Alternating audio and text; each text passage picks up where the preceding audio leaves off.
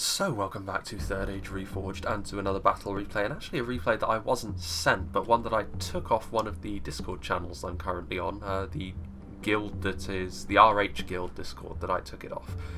Just because I did see it immediately as it came up into the feed. I noticed that I think it was Tundra's Fox was the one who posted it up, and what caught my eye immediately was the thing that it was on a new map. So I hope no one minds me actually taking it and using it, purely because this is a map I haven't seen before, and I do want to show off as many new maps as possible. As much as I do like the Rivendell's and the Thranduil's halls of the world, I do feel as though variety is the lifeblood of the game and my channel at the moment, so I do need to inject a little bit more variety into things.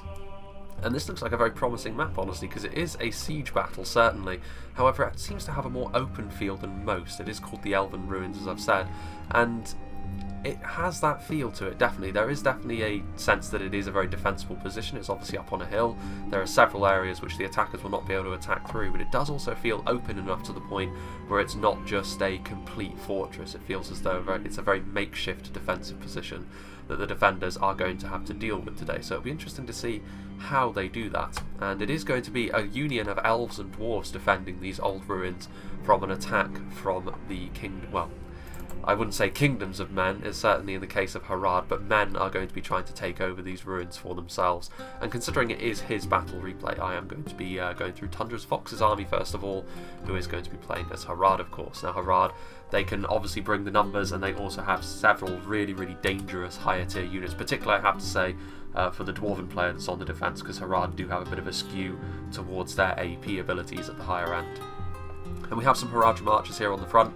In a situation like this, where you're on the attack, as well as the Southron archers, who are a little bit more heavily armoured, but of course it isn't still not exactly the last word in terms of quality. Wicker and wood slats, as I've said before, are certainly no match for full plate armour. But yeah, so obviously when you're on the attack like this, when you're having to attack into a very strong defensive position, especially considering the steepness of the hill that they're going to have to deal with, they will certainly have a huge range disadvantage, but it always pays to have some sort of range presence on the field, even if you are the attacker, purely because this means that you can put a little bit more pressure onto the defenders and maybe make them use their ammunition in ways that they don't feel comfortable with. Because often, of course, as the attackers, you will have a numbers advantage, and it's up to the defenders to try and skirmish you down a little bit, or try and wear you down in other ways. And having some cheap archers just makes it a little bit more awkward for them to do that at best, or at worst I should say. That's the worst you can do with them. At best you can actually do some pretty decent damage with them if they just leave them be. The rest of the Harad army, they're actually split up into two sections, I think. Yes, there is another section over there with Southron archers and Haradrim archers at the front. We'll go through the infantry as well. So we have some champions of Nafra, of course, the pride and joy of the Haradrim infantry force, these mighty trollmen wielding their large cleavers and sort of bones, almost like bone saw swords that they have, and also of course those very intimidating skull masks. Very strong, and against heavily armoured units they are one of the strongest units of armour piercing shock infantry in the game. They can certainly go toe to toe with the likes of even the Witch Realm Hammerguard, but of course, as with most Haradrim units, they do lack armour next to a lot of their peers of the similar class, but their damage is enough to make up for that, and they do have a slight shield value as well, which is always nice. Speaking of which, we have the Trollmen of Harad as well. Again, not exactly the most heavily armoured, but probably the unit which Harad are known for the most, because of course multiple HP, really strong, armour piercing. They are effectively shock infantry, even though they do wield those shields as well.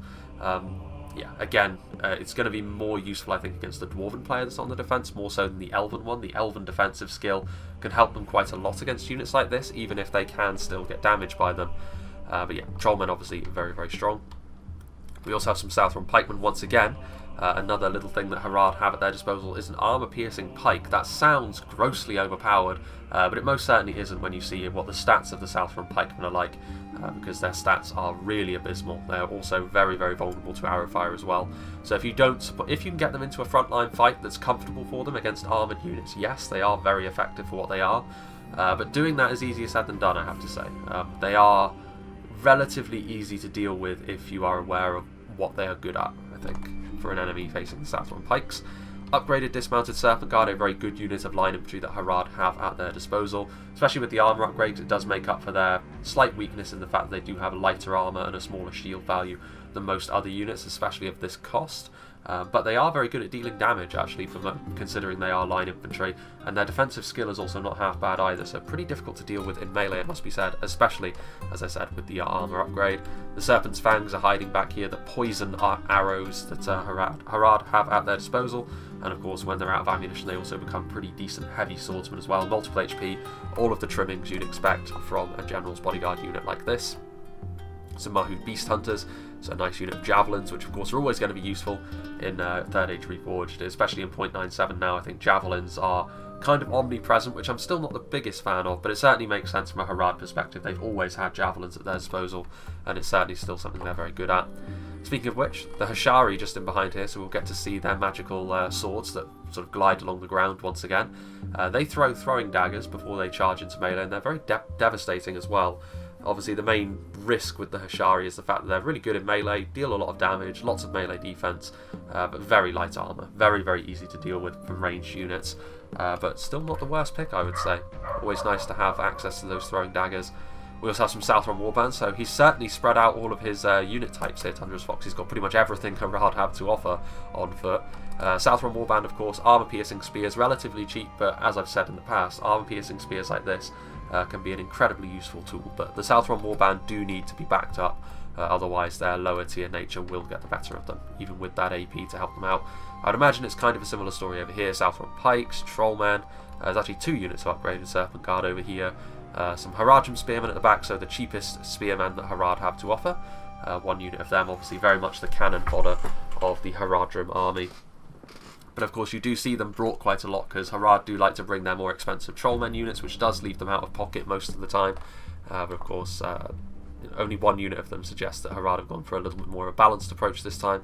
Mahout Beast Hunters, and then some more Hashari. So no Hashari Stalkers actually, or Shadows. There's actually some Demons of the Desert at the front though, so yet another type of unit here from Harad. He's actually got his stakes deployed as well, so if they do sally out the defenders, they need to be careful. Those stakes are phasing into the floor, and also the Demons of the Desert. We know how ruthlessly devastating they can be.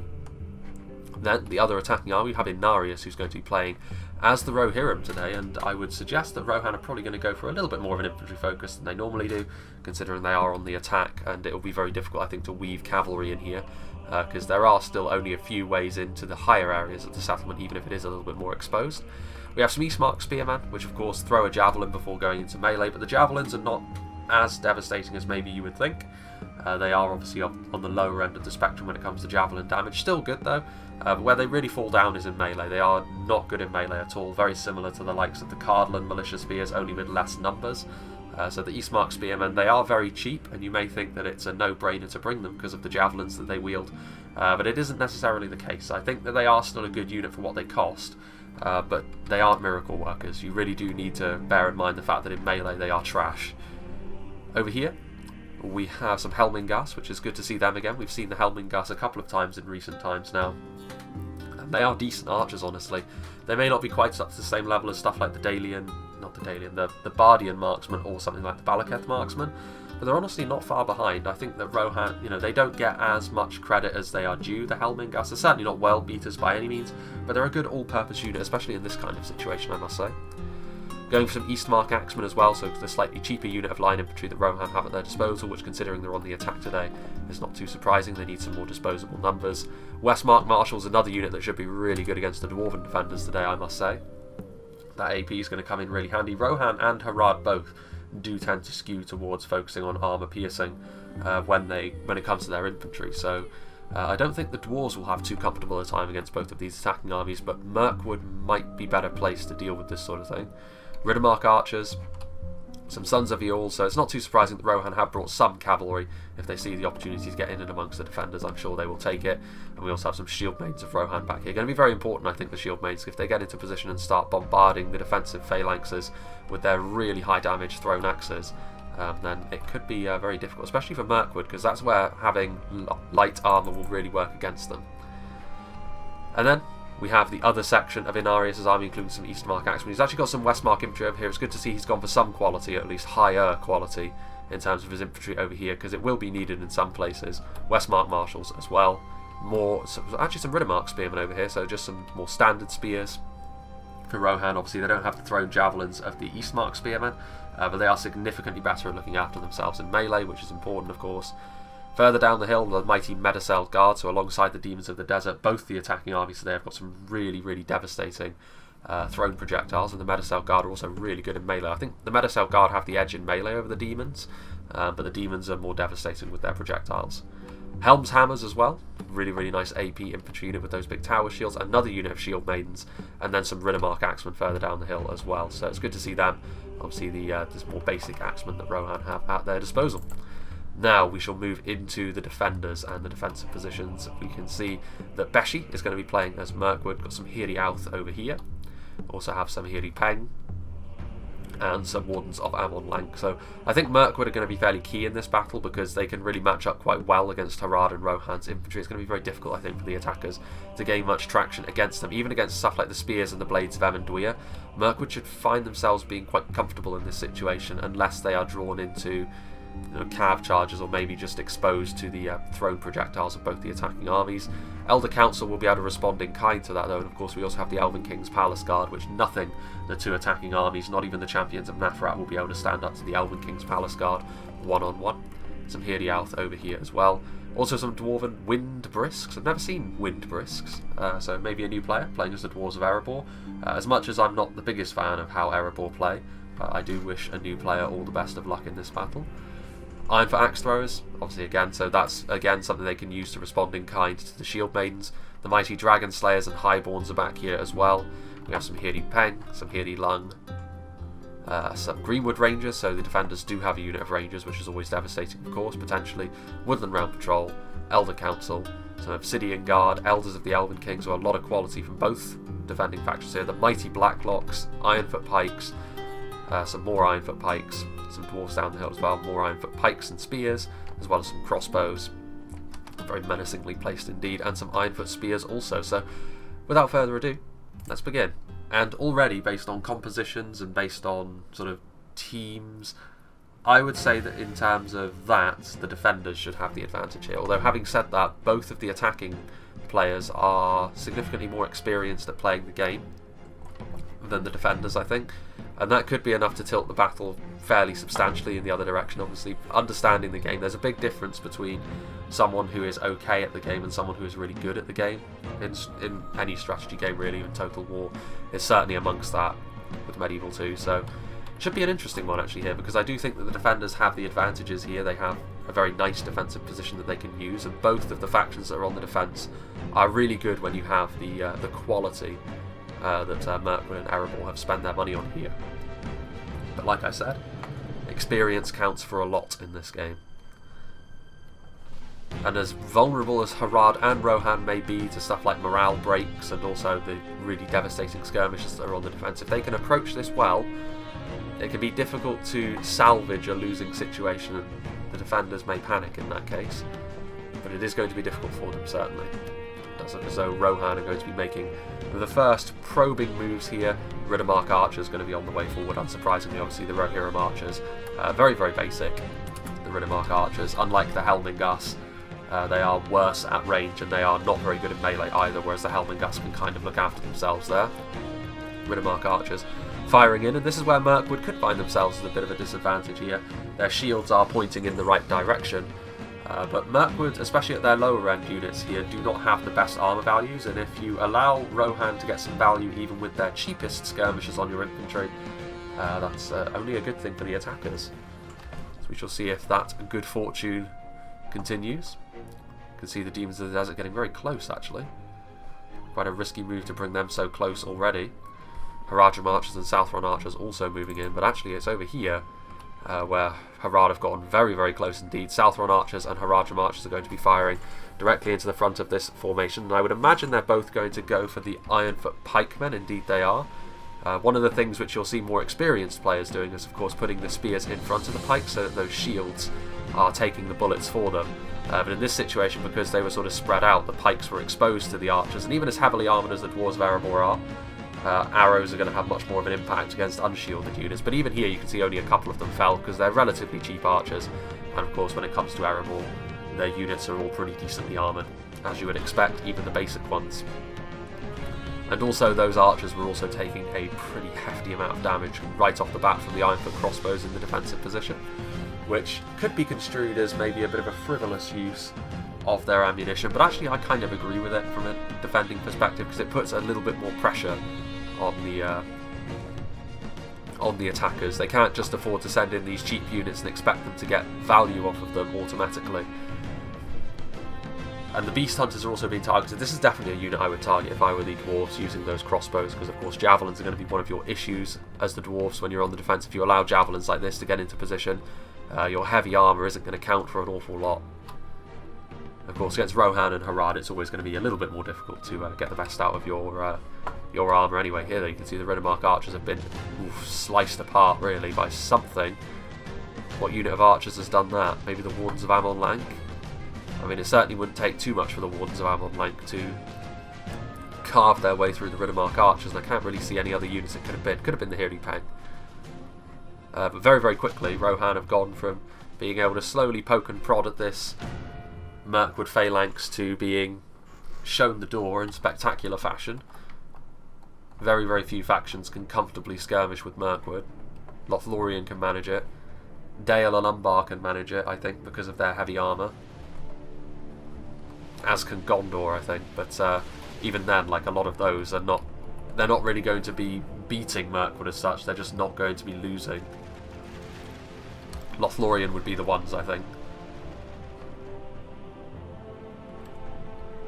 Meanwhile, these Ironfoot crossbows being forced backwards by the Haradrim as the Mahud Beast Hunters also come forwards a little bit further. They've been cut down to size as well, though. I'll give the defenders some credit here. They're not just pouring all their ammunition right from the off. They are picking and choosing their targets, going for a couple of volleys and then conserving their ammunition, which is a good sign for them and their chances moving into the later game.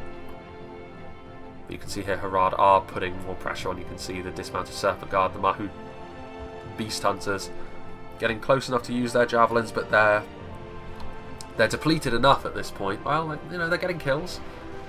Getting kills with these javelins is the best I think Tundra's Fox can hope for at this point, especially against a unit like the Ironfoot Pikes, make it a little bit more difficult for those dwarves to keep those nasty armour-piercing Haradrim troops at arm's length. Meanwhile, it looks as though Rohan are also going to start making their moves over here. Eastmark Axemen getting closer, but not quite ready to move in just yet. Harad and Rohan are sort of jointly pushing over here. Mirkwood now actually pulling their units away from being too exposed, getting in behind some of these buildings. There are a few gaps, so they are still going to get hit, but very inaccurate Riddermark archer fire is not going to bother even these lightly armoured Mirkwood troops too much, especially with their shields pointing in the right direction. Things are going to be quite comfortable over here for the time being, I think, for the defenders. They're definitely not falling into any traps, they're not panicking, which is good to see. Some Ironfoot crossbows moving across. This is definitely the part of the map where the most action is happening. You can see here the Ironfoot crossbows. Sick and tired of this harassment they're receiving from the Mahud Beast Hunters. They are actually going to use more of their ammunition, which this could be construed as a bit of a waste because there's only 15 of them. You don't really want to be using too many of your valuable bolts on a unit which is this depleted. But I can see where he's coming from. He doesn't want to move too far forwards because he'll get baited into an engagement where the Harad archers will have a much clearer shot at him. And of course, you know, with all this supporting infantry, armour-piercing infantry, the Southrons may not be high quality, but it's still AP. So it is a bit of a conundrum, I suppose, for Erebor. Erebor, what they want to do is they want to bait Harad into attacking on their terms so they can quickly surround any attack that happens up here. So credit to Windbrisk there, but I think he has finally had enough of these Mahud Beast Hunters from prodding him. And he's now going to come forward with his Ironfoot Spears and very quickly defeat them, you would imagine, as the dwarves slowly march into place. Another volley from the crossbows.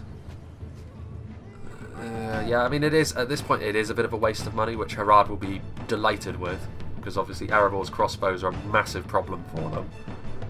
But there are these Wardens of Amon Lank up here on this hill, and what are they going to go for? They've moved across from the other side. Very, very deadly Elven archers, and I think this is the right move from Beshi as well. He's shooting right into the side of these Southrons, which, not the best units, but very, very easy to kill with archers. Those Wardens of Amon Lank will absolutely shred through them. And they are AP, so like I said, they could prove to be more of a problem for the dwarves than they would like, especially against Ironfoot Spears, who will probably kill them quite slowly with that Spear Malice. So actually a pretty good move, I would say. Wardens of Amon Lank are going to move back now, because of course as soon as the Haradrim archers see them, they'll be able to shoot them. There are the red shields who have revealed themselves as well. Another unit of Rohirrim cavalry running around the perimeter of the map. Unit of heavily armoured, by Rohan standards, heavily armoured horse cavalry. Horse cavalry? Bow cavalry. I suppose horse cavalry is not a completely pointless distinction. There are Mumakil in the game after all. Riddermark archers still, so nothing happening yet over here. I think, you know, I would be reluctant to move in over here as well because of the quality that Merc would have ready to pounce. And that is the thing that Harad and Rohan need to be wary of. If they move in too quickly, like, they are not going to stand a chance against some of the high tier units from Erebor and Mirkwood. So they need to play this smart. They need to bide their time, draw the defenders into certain situations that they won't like. The depleted Ironfoot pikes are moving down the hill, but you can see here the Southron Warband, those shots from the Warns Vam on Lank, and also just the quality discrepancy here is going to be too much for them. The AP is all well and good, but the Southrons really do need the support of stronger units alongside them if they are to perform at their best, and unfortunately they haven't really got that. They did have the Serpent Guard, but they were only behind them. Here come the Demons of the Desert though. I think Tundra's Fox here is going to try. He sees the opportunity to shoot into this blob of Ironfoot spears, although I would say this is probably the best way to go about things. Don't necessarily think the Demons of the Desert need to come this close, and immediately the defenders are doing the right thing and trying to target them down because of how devastating they can be. But yeah, I would say the Trollmen of Harad are a good choice to put onto the front line here. I think the South ones are already a little bit too depleted for my liking, but the Trollmen of Harad will be ideally suited for carving their way through units like Ironfoot spears. That nice Harad AP is definitely going to be coming into effect, and now they have some dismounted Serpent Guard moving in to support as well, which is good to see. There's the Elves of the Elven King with their Silverthorn arrows going to get into position as well. Be interesting to see what happens with them. Certainly Harad need to be wary of this sort of thing.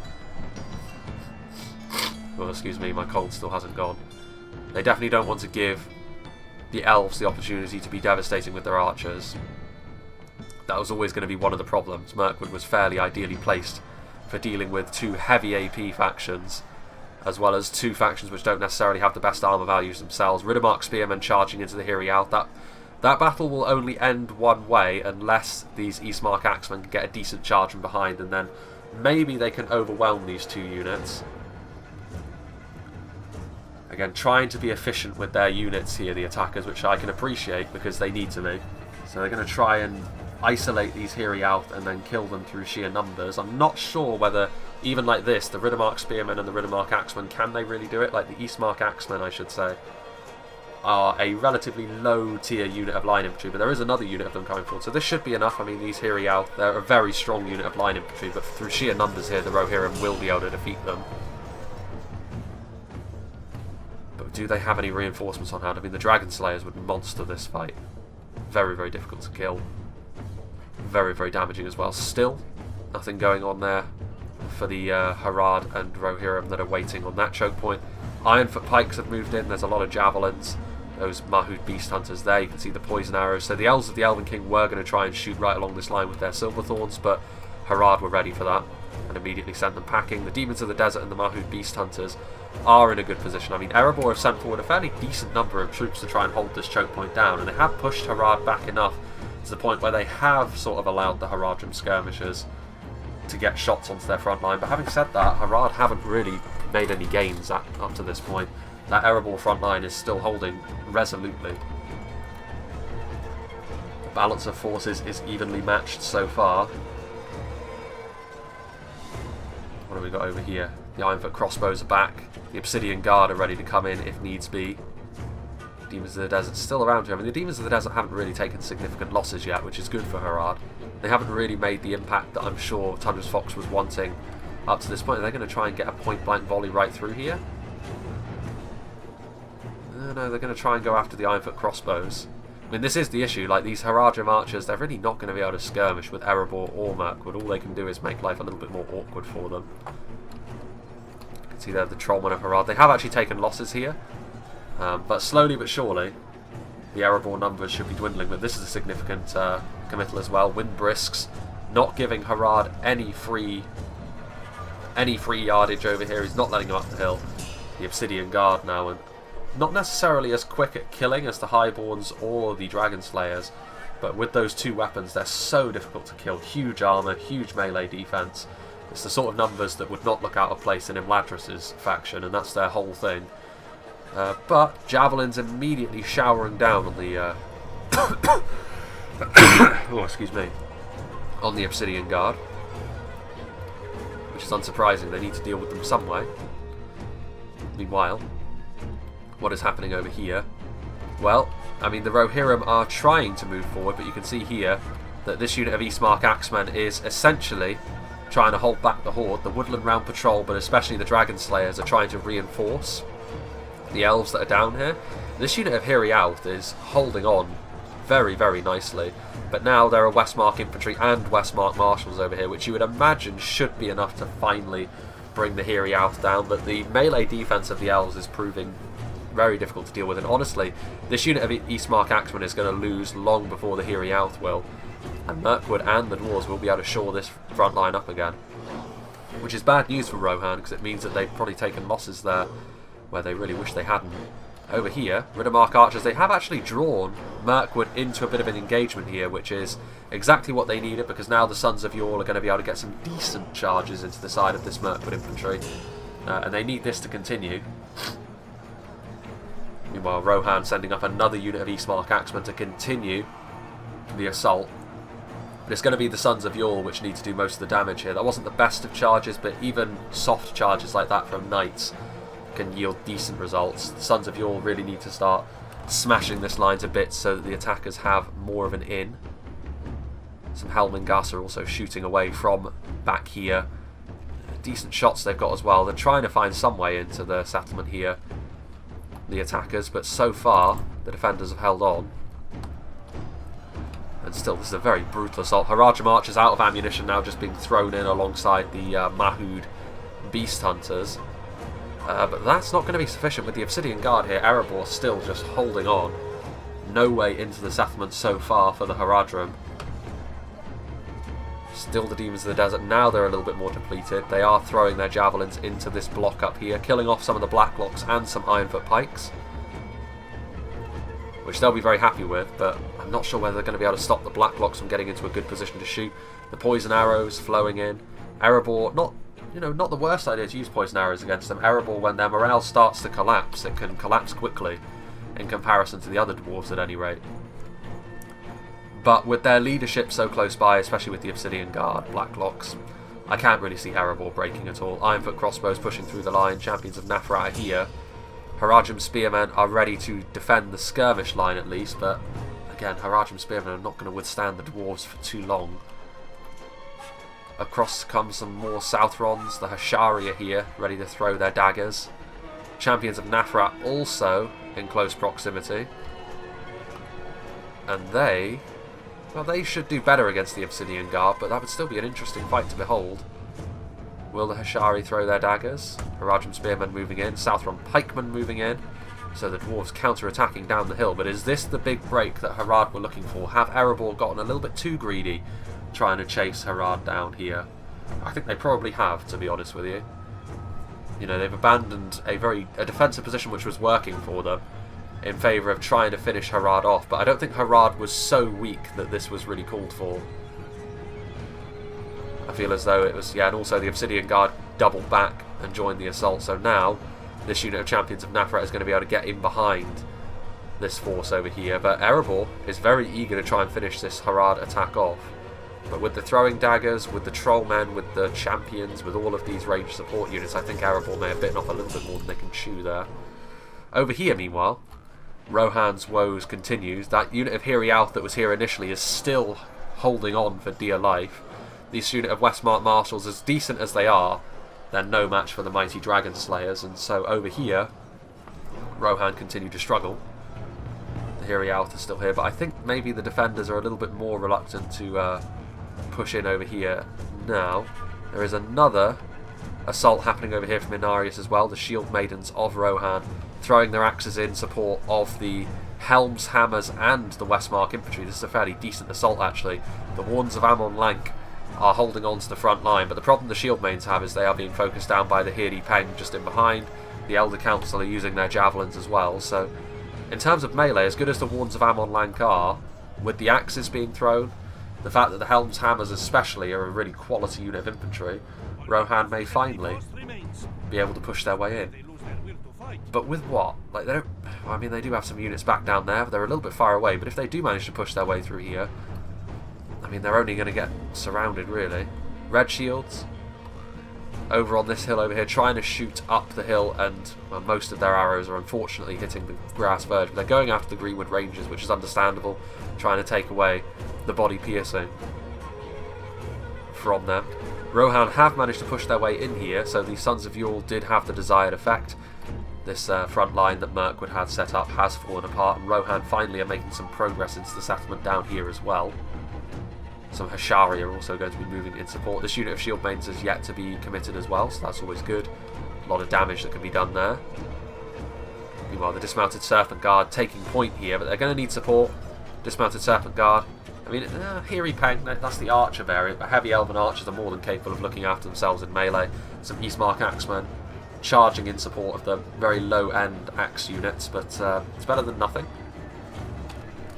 And attrition is always going to favour the numbers-focused factions, and Harad and Rohan definitely fit the billing for that more so than Mirkwood. The Elven King's Palace Guard retreating, trying to get away there from the Eastmark Spearmen. Low-end javelins, but it's still damage you don't want to be taking if you can help it. Meanwhile, here on the front line, balance of forces is evenly matched, which goes to show, you know, the Blacklocks and the Obsidian Guard fighting hard on the front line alongside their Ironfoots. But you can see here, with a unit like the Champions of Nafrat munching up the line here, it is going to be difficult. It is going to come down to whether or not they can shut down the Trollmen units, because other than that, Harad don't have a great deal of quality over on this front line. I can appreciate the boldness from Erebor here, though, but it might come back to cost his team in the late game. We shall see. What have we got going on back here? Southrons, Haradrim archers, who apparently still have ammunition by the looks of things. The Serpent's Fangs don't, but that's another high tier unit that Harad do have at their disposal should they require it. No Demons of the Desert anymore, I don't think. Certainly not at range anyway, so that's something that the defenders can be quite pleased about. What have we over here? I mean, the Shield Maidens of Rohan are now trying to skirmish down the Hiri Peng. I think Rohan... Well, I mean, you see here, this is the issue, like the damage that they've taken here, Rohan. I mean, the Wardens of Ammon Lank, there's only 21 of them remaining, a few Hiri Long as well, but the melee defense of Mirkwood is always going to be really difficult for a faction like Rohan to cut their way through. And the Helm's Hammers, being an armour-piercing focused unit, they're so deadly, but against Mirkwood their bonuses are somewhat wasted. And the Wardens of Ammon Lank here proving to be too much for this Rohirrim infantry. A lot of that has to do with the Mirkwood skirmishers that were in support of them, it must be said. But still, I think that does showcase the difficulties that Rohan can have at facing down a faction like this with their infantry, with the composition that they had anyway. More Rohirrim forces coming forward. I think they were actually just outright defeated by the Dragon Slayers over here, which is unfortunate for them. What began with such promise. Meanwhile, the Serpent Guard wavering. The Eastmark Axemen are shaken, so yeah, these heavy Elven archers, once again, just proving too much for the attackers, and they're going to be losing their stomach for the fight over on this front line. Yep, there they go. The low-tier Rohirrim not really feeling it. The Elder Council in support, of course, and you know, the on-rushing Dragon Slayers certainly not making them feel welcome either. What have we got over here? Elven King's Palace Guard. You can see the Hashari getting a point-blank volley of their throwing daggers into the Palace Guard, but I think that's going to be a spit in the eye and nothing more, because as soon as the Palace Guard get to work in melee, they're going to carve and cleave their way through the Hashari. They're going to need some support here. The Eastmark Spearmen, they were probably hoping for some support from a unit that was a little bit stronger than that. Thranduil is sort of all on his own over here, but I'm sure that Thranduil in the Elves of the Elven King could probably take on this whole unit by himself. Hiri Alth holding on to the front line as well. Once again, the quality of Mirkwood paying real dividends here. And now we have the Shield Maidens in position, which is sorely needed. I mean, the Shield Maidens could be ideal for killing the Elven King's Palace Guard, to be honest with you, but honestly, the Palace Guard may not be the biggest issue. What have we got going on over here? Ah, we have the Sons of Yule, which are in and amongst the defence, charging in there to the Greenwood Rangers, so still the attackers very, very keen to eliminate those Mirkwood Rangers, prevent them from having access to that body piercing in the late game, which is wise, to be fair. And now finally the Erebor front line is going to be defeated here. The Serpent's Fangs have been committed. They've been sent around to surround this front line, and that will be the end of Windbrisk's sally forth. Harad will finally have a victory, but it's still at a great cost. So the Erebor player can certainly hold his head up high there. Another wave of Rohirrim forces finally is going to be enough to smash through Mirkwood over here. There are the Elder Council. A very depleted unit of Hiri Peng now still firing away. The Elder Council pulling back. There's a lot of free units over here which Mirkwood are now free to distribute as they see fit. Some Helmengas are moving forward, however, so they need to keep at least one unit back there in support. What happened to those Sons of Yule? Ah, here they are. The charging of knights is honestly one of the things which is sorely needed over here, I think, for Rohan, because how devastating knight charges can be, even from a depleted unit like this, is exactly the sort of thing that they need to help finish off these higher-end Mirkwood troops. Because certainly in melee they don't seem to be up to the task. Eastmark Spearmen and Eastmark Axemen were a fairly big pillar in Rohan's composition today. And against the likes of Mirkwood, they're never really going to be up to the task of killing much. Shieldmanes of Rohan, it looks like they still have ammunition, but what are they going to use it on? I mean, Rohan have certainly taken a real beating so far. Sort of their final roll of the dice really is to send what reserves they had left into this gap over here. And they do still have at least one, well, they have one unit of Westmark Marshals. They've got quite a lot of heavy Axemen over here as well, but once again they're up against Mirkwood, which means these Axemen, as high damage as they can be, they're just not going to be up to the task of slaying these elite elves, I don't think. I mean, the Elder Council spears, spear malice, but it's the melee defense which is the problem here. They have Rohan at such a disadvantage when it comes to that. I love the chainmail sort of helms that the Westmark Marshals have. Definitely still one of my favourite unit models in the game. They're doing their best here, Rohan, but I just don't think that their composition was... Also, they had, I think they were trying to attack across more choke points, whereas Harad, they had their hands forced by Erebor, but now Harad are pouring into the settlement, and can they come to the rescue somewhat of Rohan over here? At the very least, they're going to be able to shoot into Mirkwood somewhat. They're going to make a play here for the town centre. There's still the Sons of Yule charging around as well as the Red Shields, which the Rohirrim cavalry may very well be their saving grace once again. They're smashing those infantry units that have been left over there. The Dragon Slayers and the Highborns are still here. The Greenwood Rangers are certainly not going to be able to get away. Like, as soon as they are seen, the Rohirrim cavalry will charge into them. But here, the Champions of Nafrat and the Serpent's Fangs leading the way. A lot of the lower-end Haradrim troops following them in. There goes the Harad General, though. I mean, they've charged in here, but the Highborns and the Dragon Slayers are not to be taken lightly, and I think perhaps, once again, the Rohirrim cavalry will be called upon to try and do the business there. A charge from these knights into the back of the Dragon Slayers. A nice one as well, as depleted as these knights may be. The Dragon Slayers are still very tough, so it's going to take a few charges before they really start to take damage. But the problem with this is they need to turn around to meet the charge. There goes the Dwarven General. Or was that the... that might have been the Rohan General, actually. I can't see the Dwarven General anymore. But again, they need to turn around to meet those charges, like I said. And that means they're turning their backs on units like Serpent's Fangs and Champions of Nafrat.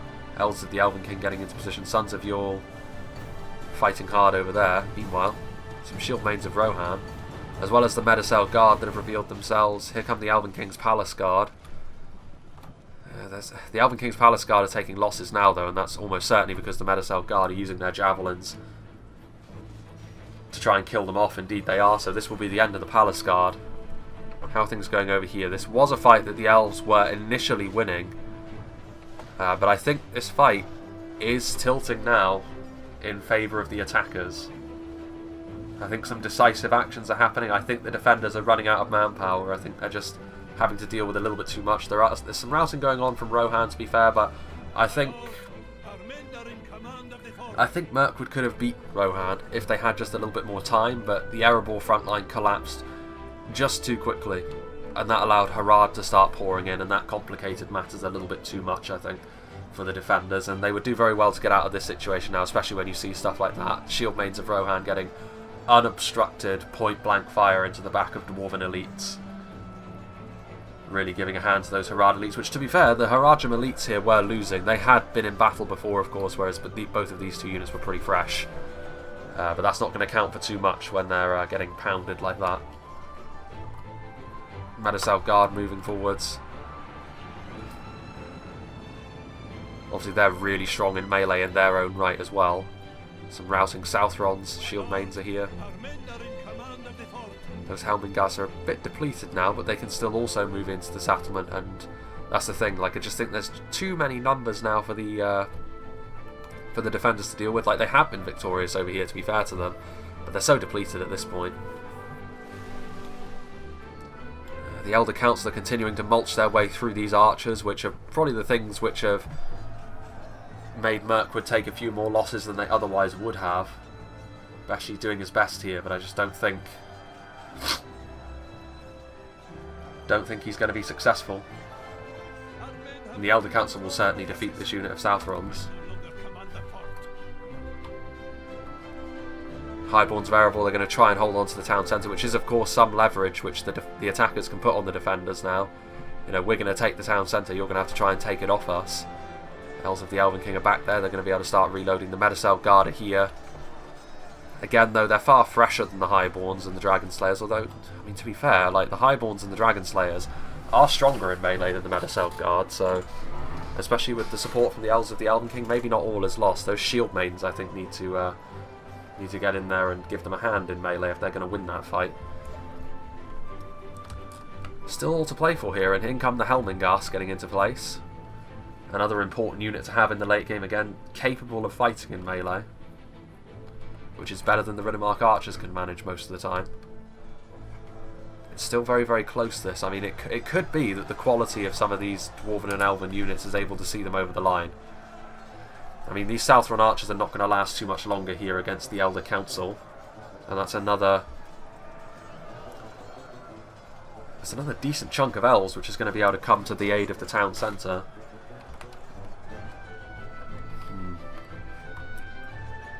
I think seeing the problem that these archers could cause, the Elders of the Elven King, Rohan is going to come over here to try and kill them off. But I mean, easier said than done, and now the Dwarven elites are going to come over in support of them as well. Thranduil's still alive, holding on. Shield mains are going to retreat. They're going to try and set up a front line, I think. There's one Greenwood Ranger. I don't know if the attackers do have the quality to see themselves over the line here, to be honest with you. I think they may lose this now. The Helmingars are firing into the backs of the Elder Council there. They're going to try and save the Southron archers of all things. Could it be that those Helmingars are the key to victory? It's 23 Elder Council chasing them off. Which means these Southron archers are going to lose, and that will be another 45 Elven spearmen which will be able to come to the aid of the town centre. And now you can see that the Elves of the Elven King have managed to get away, but now they're not in a particularly good place to shoot and offer support to these Dwarven elites here. The Highborns of Erebor having to go up against the Medicel Guard and the Shield Maidens of Rohan. This could be the decisive battle here in this battle. The Medicel Guard are very good in melee, but I mean, these Dwarven infantry units are some of the best in the game at what they do. So, I mean, it may be that Rohan just didn't have enough here in the late game. I don't know what those Helmingars are going to be doing over here, but... what are they doing? Yeah, see, they're getting chased out of the settlement. Inarius doesn't have the luxury of kiting back like this anymore, I don't think. Because things are looking pretty sour, honestly. He needs these Helmingars to be contributing in some way, rather than just running away. And Beshi will probably be quite happy with the fact that these 23 spearmen have sent 93 archers that still have ammunition running away. It could be that the Helmingars wouldn't have made a decisive difference in this battle anyway, but I think they probably could have, you know. Just a couple of volleys here into the dwarves and elves. Well, that's the end of Harad. The Southron they held on for a lot longer than I thought they would, to be honest with you. Those Southron archers deserve a lot of credit for the guts they showed. But now these elven spears can come to the aid of the town centre, which is a problem. It is a problem. The Medicell Guard balance of forces is evenly matched. Oof, it's going to be grisly here in the late game, because I don't really know. I think maybe 13 Elders of the Elven King, 2 Hiri Pang. Like, these are the margins now by which The enemy is no longer in command of the fort. these are the margins by which this battle will be won or lost. Because yeah, there's 93 Helmengars over here, but even 93 of them, I'm not sure whether they're going to be able to match 13 Elders of the Elven King backed up by some Elder Council. And I feel as though that's what it's going to come down to here, because the Medicell Guard and the Dwarven elites are probably going to fight one another to a standstill, firing directly into the front. But here the Elven shields coming into play. I think Inarius realises now that he doesn't really have the luxury of moving backwards anymore, so he's going to have to do this the old-fashioned way, and I feel as though he should have taken that action sooner. There are the Elder Council. Yeah, the defenders, they have managed to turn it, I think. Managed to turn it in their favour. Because these Elder Councils should be able to charge in. I mean, I don't know, the Medicell Guard may have just gotten the upper hand in this fight a little bit, but I'm not sure. Like, more Elven Spears coming in. They need to come in, yeah, they're charging in now, which is, from a defending perspective, good to see. Because now this should be enough to give the advantage here to the defenders. A brave effort from the Medicell Guard against some of the strongest Dwarven infantry there is, but now they're going to get surrounded. Some Woodland Realm Patrol also finding their way into melee. Defeat is now a distinct possibility. How are the Helmengars getting on? You know, to be fair, 78. Victory is a distinct possibility, but yeah, they're getting shot point blank by the Silverthorn arrows of the Elders of the Elven King. And that, I think, might be that. A very, very close battle indeed, but the defenders, I think, are going to be able to take this one home.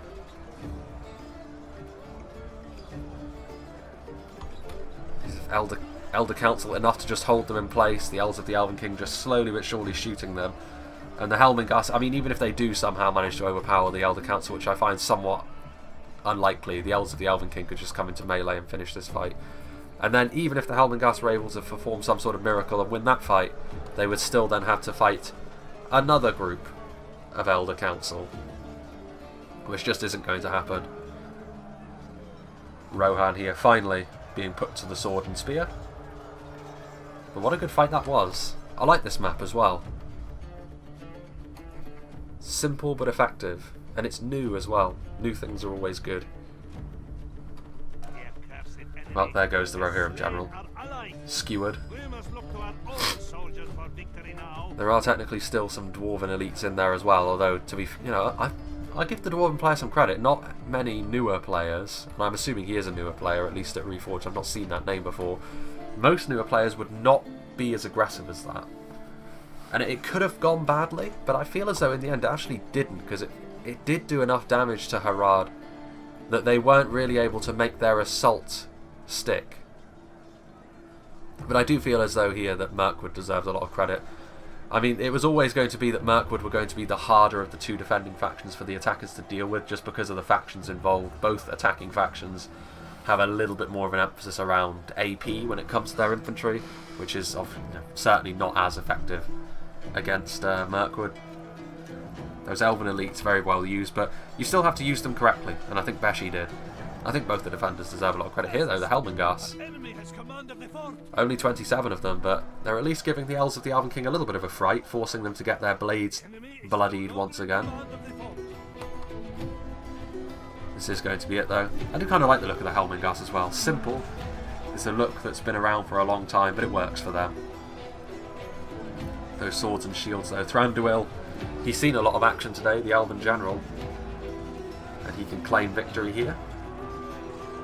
The ruins of his people, safe from falling into the hands of men. Oof. I mean, they're surely going to rout here before they're all killed. But it does go to show that they are at least stronger in melee than the Riddermark archers, as if that was any sort of great feat to achieve. defeat is a distinct possibility. Wavering, shaken. Their morale's improving as they die.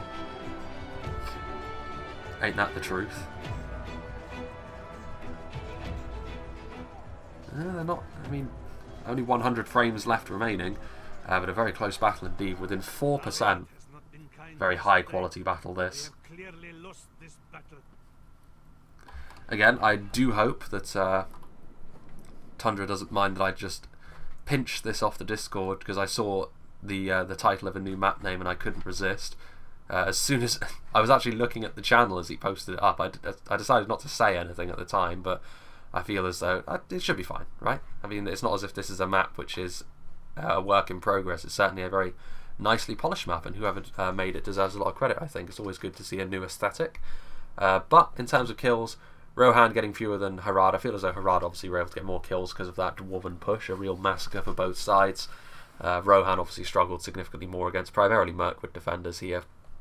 Mirkwood getting a lot of kills, as you would expect in this situation, but for a newer player, I think Erebor did very well also. Let's see what did the damage, though, for Harad. We were watching this battle, of course, from the perspective of Tundra. Some champions of Nafarat getting 133 kills. Southron archers doing pretty decently for themselves as well, considering they were going up against Mirkwood archers and heavily armoured Dwarven forces.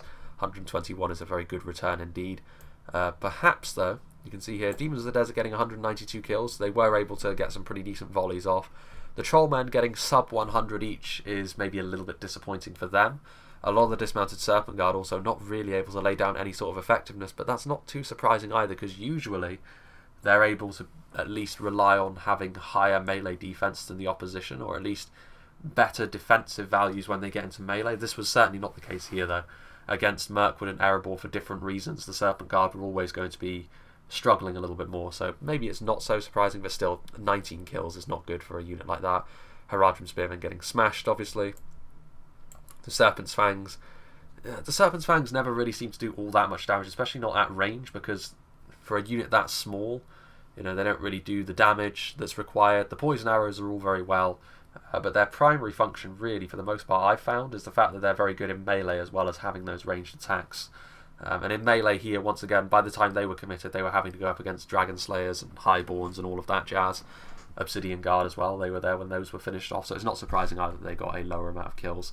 But yeah, mixed bag. I think the Hashari also did very poorly, but once again, they seem to be put up against stuff like Palace Guard, so you can't really complain too much about that. But yeah, a very, very good battle, I would say. A very, very enjoyable one. Always good to see a new map as well. So big thank you to Tundra.